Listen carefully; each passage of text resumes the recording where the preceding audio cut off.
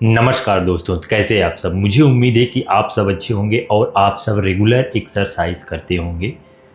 तो मेरा पिछला वीडियो जैसे कि आपने देखा कि मैं उसमें सुबह उठ के कौन कौन सा एक्सरसाइज करता हूँ, उसके बाद मैं स्विमिंग करता हूँ, उसके बाद घर पे आता हूँ, प्रोटीन शेक लेता हूँ।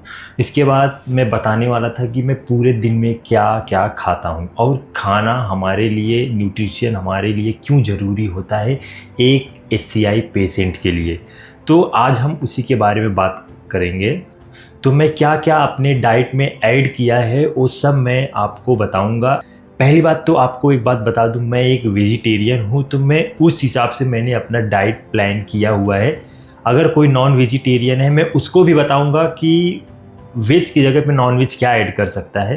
पहले आप पूरा वीडियो देखिएगा, अगर उसके बाद कोई डाउट है, कुछ और इसमें कुछ ऐसा लग रहा है कि मेरे से छूट गया है या फिर मैंने नहीं वो बताया है, तो प्लीज़ आप वो कमेंट में पूछिएगा, मैं आपके कमेंट का ज़रूर रिप्लाई करूँगा। स्पाइनल कॉर्ड इंजरी के बाद रिकवरी सिर्फ फिजियोथेरेपी और एक्सरसाइज पे नहीं डिपेंड करता है, बल्कि सही डाइट और न्यूट्रिशियन पर भी बहुत ज़्यादा डिपेंड करता है कि आप क्या खा रहे हैं, उसके ऊपर भी डिपेंड करता है। आज हम इस वीडियो में जानेंगे स्पाइनल कॉर्ड इंजरी पेशेंट के लिए फूड, प्रोटीन, विटामिन्स और मिनरल कितने ज़्यादा ज़रूरी होते हैं और इन्हें अपने डेली लाइफ में कैसे शामिल करें। तो आप इसके बारे में समझिए कि डाइट क्यों ज़रूरी होता है हमारे लिए। स्पाइनल कॉर्ड इंजरी के बाद हमारा मेटाबॉलिज्म स्लो हो जाता है, मसल वीक होने लगते हैं और हमारे बोन्स भी जल्दी फ्रजाइल हो जाते हैं। ऐसे में सही खाने से मसल स्ट्रांग होते हैं, नर्व को हील होने का चांस मिलता है, जैसे कि बेड सोर और इन्फेक्शन होने का रिस्क कम होता है। और सबसे ज़्यादा ज़रूरी बात, एनर्जी और इम्यून सिस्टम दोनों स्ट्रांग रहते हैं। हमारे बॉडी के लिए प्रोटीन क्यों ज़रूरी होता है? रिकवरी के लिए सबसे ज़्यादा इम्पॉर्टेंट होता है प्रोटीन। प्रोटीन मसल रिपेयर करता है, नर्व सेल्स को सपोर्ट देता है और वाउंड को जल्दी हील करता है। वाउंड मतलब जैसे जो घाव हो गए, जो इंजरी हो गया अंदर, उसको हील जल्दी करता है। सबसे इम्पॉर्टेंट बात है कि हमें प्रोटीन कितना लेना चाहिए। नॉर्मल आदमी को 1 ग्राम पर केजी बॉडी वेट चाहिए होता है, लेकिन स्पाइनल कॉर्ड इंजरी पेशेंट को 1.2-1.5 ग्राम पर केजी बॉडी वेट लेना चाहिए। अगर आपका वेट अराउंड 60 केजी के आसपास है तो आपको 70 से 80 ग्राम प्रोटीन लेना चाहिए। पहला इम्पॉर्टेंट बात आप समझ गए, डाइट क्यों ज़रूरी है और प्रोटीन क्यों ज़रूरी है। अब मैं बताऊंगा कि मैं पूरे दिन में क्या लेता हूँ। जैसे मैंने बताया, जिम एक्सरसाइज करने के बाद, स्विमिंग करने के बाद मैं प्रोटीन शेक लेता हूँ। फिर उसके बाद मैं अपना सुबह का जो ब्रेकफास्ट होता है वो करता हूँ, जो भी घर में नॉर्मल बना हो, चाहे पोहा बना हो, चाहे इडली बना हो, चाहे सैंडविच बना हो, कुछ भी बना हो। अगर नहीं भी बना है तो मैं सबसे पहले ओट्स खाता हूँ। ओट्स में मेरे क्या क्या रहते हैं, सबसे पहले लेता हूँ ओट्स, उसमें कम से कम 2 से 250 ग्राम मैं मिल्क में लेता हूँ। फिर उसमें मैं डालता हूँ अपना वॉलनट, अपना आलमंड्स, अपने फ्लैक्स सीड, अपना पम्पकिन सीड्स, अपना सनफ्लावर सीड्स, और फिर उसमें 1 चम्मच मैं उसमें डालता हूँ हनी। उसके साथ कोई एक फ्रूट, चाहे बनाना, चाहे पाइनएप्पल, चाहे सेब। फिर मैं उसको मिक्स करके अपना गरम करके थोड़ा सा दूध, फिर उसके साथ मैं अपना ब्रेकफास्ट लेता हूँ। इसमें मुझे कम से कम एक बार में 15 से 20 ग्राम प्रोटीन मिल जाता है मेरे ब्रेकफास्ट में। ये मेरा फिक्स है, ये जो मैं आपको बता रहा हूँ ये मेरा डेली फिक्स है। जैसे प्रोटीन शेक जो मैं पीता हूँ सुबह मॉर्निंग में एक्सरसाइज करने के बाद, वो मेरा फिक्स है। और जो मैं ओट्स आपको बता रहा हूँ ये मेरा फिक्स है। इसमें जो फ्रूट्स हैं वो चेंज होते रहते हैं, लेकिन इसमें जो इंग्रेडिएंट हैं वो सब सेम है। मतलब उसमें मिल्क, उसमें अपना ओट्स, अपना जो मैं इसमें ड्राई फ्रूट डाला हूँ, जो इसमें सीड्स डाला हूँ, ये मेरा फिक्स है। फिर इसके बाद जब मैं लंच करता हूँ तो लंच मेरा हर दिन चेंज होते रहता है। ऐसा नहीं है कि जो आपको वीडियो में दिख रहा है यही मैं डेली खाता हूँ, नहीं। लंच मेरा चेंज होते रहता है, कभी राइस, उसके साथ कभी राजमा बना है, कभी चिकपी है, कभी अपना सोयाबीन है, कभी उसके साथ दही, सैलेड उसमें एक चीज़ है जो फिक्स है, वो है सैलेड। ऐसा नहीं है कि जो सैलेड है वो नहीं रहता, सैलेड मेरे लंच में रहता ही रहता है। उसमें अपना कैरेट हो गया, अपना कुकुम्बर हो गया, अपना जैसे ओनियन हो गया, उसके साथ अगर कोई और चीज़ घर में अवेलेबल है जैसे चुकुम्बर हो गया, तो ये मैं लेता ही लेता हूँ। बाकी सब जो खाने हैं, जैसे कि अगर मैं राइस नहीं ले रहा हूँ, चपाती ले रहा हूँ, घर में कोई सब्जी बनी है तो उसके साथ मैं दही लेता हूँ, दही नहीं है तो पनीर लेता हूँ, पनीर नहीं है अगर राजमा की सब्जी बनाए तो वो लेता हूँ। तो ऐसे मतलब उसमें चेंजेस होते रहते हैं। ऐसा नहीं है कि मैं जो आपको दिखा रहा हूँ, जो मैं खा रहा हूँ यही मेरे लिए है, नहीं। तो इसमें मेरे लिए चेंज होते रहे। अगर कोई नॉन वेजिटेरियन है तो मैं इसको सजेस्ट करूँगा, यहाँ पे वो फ़िश ऐड कर सकता है, या फिर यहाँ पे 2 या 3 अंडे ऐड कर सकते हैं। सिर्फ आपको एक होल एग खाना है, बाकी 2 वाइट एग खाना है। अगर आप बहुत ज़्यादा कंडीशन ख़राब है, जैसे कि आप कुछ भी एक्सरसाइज नहीं कर पा रहे हैं, तो स्टार्टिंग में आपको उतना प्रोटीन की ज़रूरत नहीं होती है, क्योंकि हमारा जो डाइजेस्टिव सिस्टम है, हमारा जो मेटाबॉलिज्म रहता है वो अच्छी तरीके से परफॉर्म नहीं कर पाता है, क्योंकि हमारा जो बॉडी है एकदम वीक हो जाता है। तो पूरा एनर्जी उसको हील करने में लगाने के बजाय उसको डाइजेस्ट करने में लग जाएगा, तो आपको ठीक से खाना नहीं पचेगा, आपको कॉन्स्टिपेशन की मतलब प्रॉब्लम हो सकती है। तो जैसे जैसे आपकी एक्टिविटी बढ़े, जैसे जैसे आपका एक्सरसाइज बढ़े, वैसे वैसे आपका अपने खाने का जो पोर्शन है, जो उसका न्यूट्रिशन है, वो धीरे धीरे बढ़ाना है। ऐसा नहीं है कि जो आप कुछ नहीं कर पा रहे हो, सिर्फ लेटे हो, फिर भी आप 60-70 ग्राम प्रोटीन खा रहे हो, तो बॉडी उसको पचा ही नहीं पाएगा। जैसे मैंने स्टार्टिंग में बताया प्रोटीन क्यों ज़रूरी होता है। जब आप एक्सरसाइज करते हो, जब आपके मसल जो है फटते हैं, उसको रिपेयर करने का काम, उसमें से अमीनो एसिड रिलीज़ होता है, प्रोटीन होता है, तो वो सब मसल को रिकवर करने का काम आता है। ठीक है, जब आप लेटे हो, जब आप कोई भी एक्टिविटी नहीं कर रहे हो, जब आप कुछ नहीं कर रहे हो, सिर्फ आके फिजियोथेरेपी हो रहा है, तो वहाँ पे मुझे नहीं लगता है कि आपको 60-70 ग्राम की प्रोटीन की ज़रूरत है। आपको मिनिमम मुझे लगता है 30, 40, 50 के अराउंड ही लगेगा, इससे ज़्यादा नहीं लगेगा। आप जो है वहाँ पे 1 या 2 अंडे ऐड कर सकते हो, या जैसे अंडे खाने का मन नहीं है तो आप वहाँ पे फिश ऐड कर सकते हो, क्योंकि ना किसी भी इंजरी को रिकवर करने के लिए सबसे ना बेस्ट जो सोर्स होता है वो होते हैं अंडे और मछली, मतलब फिश। तो आप ये चीज़ अपने लंच में ऐड कर सकते हैं। फिर इवनिंग में मैं पीनट बटर ब्रेड के साथ, अगर ब्रेड नहीं है घर में तो जो अभी अपना नॉर्मल घर में चपाती बनता है उसके साथ एक ब्लैक कॉफ़ी, और उसके साथ एक कोई फल, चाहे वो एप्पल हो, चाहे वो अपना पाइन एप्पल हो, चाहे वो अपना तरबूज हो, चाहे वो बनाना हो, चाहे अमरूद हो, जो भी सीजनल फूड है वो, या फिर उसके अलावा कोई भी अवेलेबल है तो उसके साथ कोई एक फ्रूट ज़रूर लेना चाहिए। उससे क्या होता है कि जो फ्रूट होता है उसमें न्यूट्रिशन होता है, उसमें विटामिन्स होते हैं। कॉफ़ी जो होता है उसमें एंटीऑक्सीडेंट होता है। पीनट बटर जो होता है उसमें फ़ैट होता है, उसमें जो होता है प्रोटीन होता है। रोटी या ब्रेड खाएंगे तो उसमें कार्ब्स होता है, जो हमारे एनर्जी के लिए, हमारे मसल रिकवर के लिए, हमारे न्यूरॉन्स को रिपेयर करने के लिए बहुत बेस्ट होता है। तो ये मैं इवनिंग में लेता हूँ। डिनर में मैं थोड़ा सा हल्का भोजन करता हूँ, ज़्यादा पेट भर के नहीं खाता हूँ। ज़्यादा करके मेरे जो थाली में या फिर जो भी मैं लेता हूँ उसमें ज़्यादा सैलेड रहते हैं। फिर उसके बाद पनीर रहता है। फिर उसके बाद अगर पनीर नहीं है तो उसमें दाल रहता है, दाल नहीं है तो दूध रहता है। तो मतलब ऐसा चेंज होते रहता है। ऐसा नहीं है कि जो आप देख रहे हैं स्क्रीन पे मैं यही डेली खाता हूँ, नहीं, इसमें चेंजेस होते रहते हैं। अगर आप नॉन वेजिटेरियन हैं तो अगर आप दिन में फ़िश ले रहे हैं तो रात में आप 2 अंडे ऐड कर सकते हैं। रात में फ़िश खाना अवॉइड करना चाहिए। मैंने कहीं पढ़ा था कि जैसे चिकन हो गया, जैसे जो भी चीज़ें हैं, एक एसीआई पेशेंट के लिए रात में हल्का भोजन करना चाहिए। उससे क्या रहता है कि हमारा जो डाइजेस्टिव सिस्टम रहता है वो थोड़ा सा अच्छा रहता है। जब आप कम खाना खाते हो और जल्दी खाना खा ले तो मतलब 7-8 बजे तक आप खाना खा लो। एक एसीआई पेशेंट के लिए 7 to 8 o'clock तक बहुत इनफ हो। ज़्यादा आप रात खाएंगे फिर आपको प्रॉपर नींद नहीं आएगा, फिर आपका डाइजेस्टिव सिस्टम ख़राब होगा, फिर अगले दिन आपको पट्टी करने के लिए दिक्कत होगा, सुसु में दिक्कत होगा, फिर आप एक्सरसाइज में प्रॉब्लम होगा, फिर आपको मतलब चिड़चिड़ापन, वो सब चीज़ें होगी जो आपको रिकवरी में आपकी बाधा डालेंगे, रुकावट पैदा करेंगे, ऑब्स्टेकल पैदा होगा। तो फिर बहुत सारी समस्या होती है। फिर इसको इम्प्रूव करने के लिए पूरा आपका जो सिस्टम है उसको इम्प्रूव करना पड़ेगा, आपके खाने में इम्प्रूव करना पड़ेगा, आपके एक्सरसाइज, आपके सोने, स्लीप साइकिल सब बिगड़ जाता है। तो इसीलिए प्रॉपर डाइट प्रॉपर वे में लेने के लिए आपको खुद एक टाइम टेबल बनाना पड़ेगा कि मुझे इस टाइम पे ये चीज़ें खानी है। अगर आप कोई भी चीज़ जैसे रेगुलर खा रहे हैं तो हर एक हफ्ता 2 हफ्ते के बाद उसमें चेंजेस कीजिए।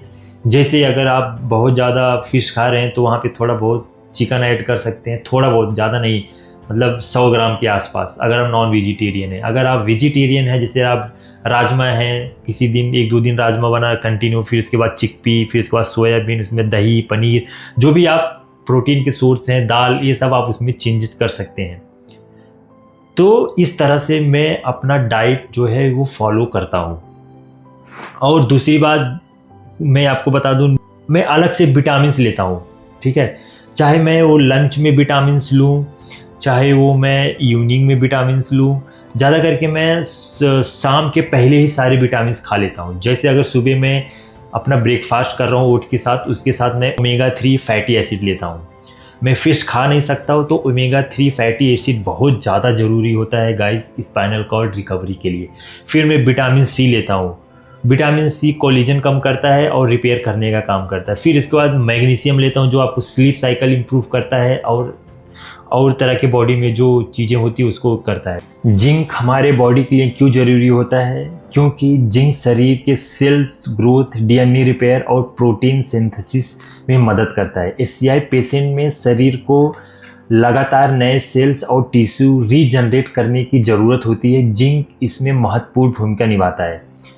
यह इम्यून सिस्टम को मजबूत करता है जिससे इन्फेक्शन जैसे urine infection and pneumonia, bed source infection का खतरा कम होता है। जिंक नर्व रिपेयर और वाउंड हील करता है, जैसे बेड सोर में भी एक्सेलरेट करता है। Omega 3 fatty acid. Omega 3 fatty acid क्यों जरूरी है? ओमेगा 3 फैटी एसिड ईपीए और डीएचए का एंटी इन्फ्लामेटरी इफेक्ट होता है। एससीआई के बाद इन्फ्लामेशन स्पाइनल कॉर्ड और नर्व्स को और डैमेज कर सकती है। ओमेगा 3 इस इन्फ्लामेशन को कम करता है। यह नर्व रीजनरेशन में मदद करता है, मतलब कि नर्व कनेक्शन दोबारा बनाने में मदद करता है। रिसर्च ने दिखाया है कि एससीआई पेशेंट में ओमेगा 3 सप्लीमेंट लेने से न्यूरोलॉजिकल रिकवरी जैसे कि मोटर और सेंसरी इम्प्रूवमेंट बेहतर हो सकती है। इसके जो सोर्स होते हैं वो फिश ही है, फ्लैक्स सीड है, चिया सीड है, वॉलनट है, फिश ऑयल कैप्सूल है। इसलिए ओमेगा 3 का मैं कैप्सूल लेता हूँ। मैग्नीशियम नर्व कंडक्शन और मसल रिलैक्सेशन के लिए ज़रूरी मिनरल्स है। एससीआई पेशेंट को अक्सर स्पास्टिसिटी, स्टिफनेस और नर्व पेन होता है। मैग्नीशियम इन्हें रेगुलर करने में मदद करता है। यह एनर्जी प्रोडक्शन में भूमिका निभाता है जिससे थकान कम होती है। मैग्नीशियम कैल्शियम बैलेंस को मेंटेन करता है जिससे हड्डियां और जॉइंट्स मजबूत रहते हैं। एक स्टडी में पाया गया है कि मैग्नीशियम डिफिशियंसी से नर्व हीलिंग स्लो हो जाती है। इसके मैग्नीशियम के सोर्स कौन कौन से हैं? ग्रीन लीफ है, वेजिटेबल्स है, पालक, मेथी, pumpkin seeds, sunflower seeds, almonds, cashew, soyabeans, banana, whole grains. Vitamin C क्यों जरूरी है हमारे लिए? विटामिन सी एक पावरफुल एंटीऑक्सीडेंट है जो एससीआई के बाद यानी कि स्पाइनल कॉर्ड इंजरी के बाद नर्व सेल्स को फ्री रेडिकल से बचाता है। यह कोलेजन सिंथेसिस में मदद करता है जिससे बेड सोर्स और वाउंड हील फास्ट होती है। विटामिन सी इम्यूनिटी बूस्ट करता है जिससे इन्फेक्शन कम होते हैं। यह आयरन ऑब्जॉर्प्शन बढ़ाता है जो हीमोग्लोबिन और ऑक्सीजन सप्लाई के लिए ज़रूरी है। एससीआई रिकवरी में ऑक्सीजन डिलीवरी बहुत मायने रखती है। विटामिन सोर्स के क्या हैं? Amla, orange, lemon, guava, papaya, kiwi, bell pepper, broccoli and tomato. जैसे मैंने बताया कि zinc, omega 3, potassium, vitamin C, तो ये सब जो है ना, अगर आप अपने खाने से नहीं ले पा रहे हो, अगर आप ये नहीं खा पा रहे हो, तो आपको इसको जो है वो पिल्स के द्वारा, मतलब आपको गोली के द्वारा लेना पड़ेगा। लेकिन मैं यहाँ पे एक बात आपसे सजेस्ट करना चाहूँगा, कोई भी पिल्स लेने से पहले आप अपने एक बार डॉक्टर से ज़रूर कंसल्ट करें। ऐसा नहीं है क्योंकि मैं आपको बता रहा हूँ तो आपको लेना ही लेना है। कोई ऐसी कंपलसरी नहीं है कि जो मैं आपको बता रहा हूँ वो आपको फॉलो ही करना है। आप खुद उस पर रिसर्च कीजिए, आप एक बार डॉक्टर से कंसल्ट कीजिए कि मेरी ये परिस्थिति है, मेरा ये अभी स्थिति है कि मुझे ये सब लेना चाहिए कि नहीं लेना चाहिए। आप पहले बात तो ब्लड रिपोर्ट कराइए, अगर उसमें कुछ कमी आ रही है तो फिर आप चालू कर सकते हैं डॉक्टर के सहायता से। नहीं तो ऐसा नहीं है कि मैं बोल दिया आप खाना कल से चालू कर दिए, नहीं, आप शरीर को क्या रिक्वायरमेंट है पहले वो आपको पता होना चाहिए। तो जब अगर आप वो खाने से नहीं ले पा रहे हो तो आप बाहर से लीजिए। मैं ज़्यादातर ट्राई करता हूँ कि मैं खाने से ही लूँ। जैसे मैंने आपको अपना डाइट बताया, उसमें vitamin C, zinc, potassium, omega 3 नहीं मिलता है, इसीलिए मैं बाहर से ओमेगा 3 विटामिन सी की गोली लेता हूँ। विटामिन सी अगर मैं जैसे नींबू लेता हूँ या फिर कोई से खट्टी चीज़ खाता हूँ तो मेरा पेन बढ़ जाता है। तो डॉक्टर ने मुझे सजेस्ट किया कि आप उसका जो गोली आता है जैसे विटामिन सी का, आप वो ले सकते हो। और वैसे भी बहुत लोगों ने मेरे से एक बार पूछा भी, सर आप वेजिटेरियन हो तो फिश ऑयल कैसे खा सकते हो? वैसे मैं बता दूं, सारी दवाई में कुछ ना कुछ मिलावटी होता ही होता है। तो आप दवाई से, अगर आप एक पेशेंट हैं तो आप दवाई से बच ही नहीं सकते। तो मैं उस लिए वो खाता हूँ। एक बार मेरा नर्व पेन बंद हो जाए या फिर मैं हील हो जाऊँ तो मैं ऑटोमेटिक बंद कर दूंगा। तो दूसरी बात, जैसे मैंने बताया, अगर ये सब आपको खाना है तो आपको अपने डॉक्टर से एक बार कंसल्ट जरूर करना चाहिए, ठीक है। अभी अपने जीवन में अगर आप अच्छी तरह से हील होना चाहते हैं, जल्दी रिकवर होना चाहते हैं, तो आपका एक्सरसाइज और आपका फिजियोथेरेपी, रिहैब उतना ही ज़रूरी है जितना आपका डाइट। क्योंकि आपने एक्सरसाइज किया, ठीक है, फिर उसको एनर्जी कहाँ से मिलेगा, वो रिपेयर कहाँ से करेगा? आपने उसको फ्यूल ही नहीं दिया तो गाड़ी कब तक चलेगा? तो इसीलिए मैं बोलता हूँ, आपका एक्सरसाइज, आप उसके साथ साथ आपका विल पावर, उसके साथ साथ आपका डाइट, वो सब मायने रखता है। इसलिए मैं हमेशा बोलता हूँ, एक SCI पेशेंट को रिकवर होने के लिए ना हर एक छोटी छोटी चीज़ मायने रखती है। अगर आपने एक भी गलती किया तो सारे पे इफेक्ट पड़ता है।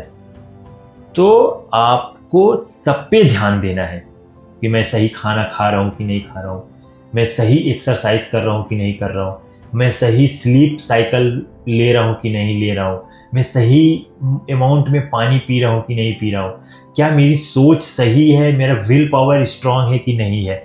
तो आपको हर तरीके से परफेक्ट होना पड़ेगा, हर तरीके से, तभी जाके आपको वो रिजल्ट दिखेगा। अगर आप इसमें से एक भी गलती किए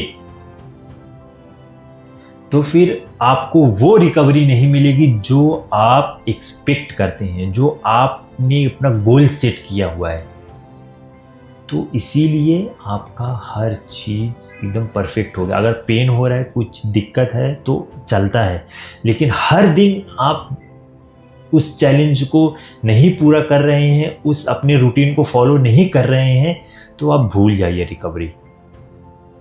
अभी मैं इतना एक्सरसाइज करता हूँ, मैं इतना अपना डाइट फॉलो करता हूँ, मैं इतना हर वो चीज़ परफेक्ट करता हूँ, लेकिन पता है फिर भी वो जो होना चाहिए वो रिकवरी नहीं मिल पा रहा। मैं एक्सेस अमाउंट में एक्सरसाइज करता हूँ। तभी जैसे मैंने अपने पिछले वीडियो में भी बताया था, डॉक्टर ने मना किया मुझे इतना एक्सरसाइज करने से, ठीक है। अभी मैंने MRI करवाया है, उसका मैं नेक्स्ट वीडियो में आपके साथ रिपोर्ट शेयर करूंगा। डॉक्टर ने क्या बोला, क्या क्या अभी मेरे बॉडी में प्रॉब्लम है, वो सब मैं आपके साथ शेयर करूंगा।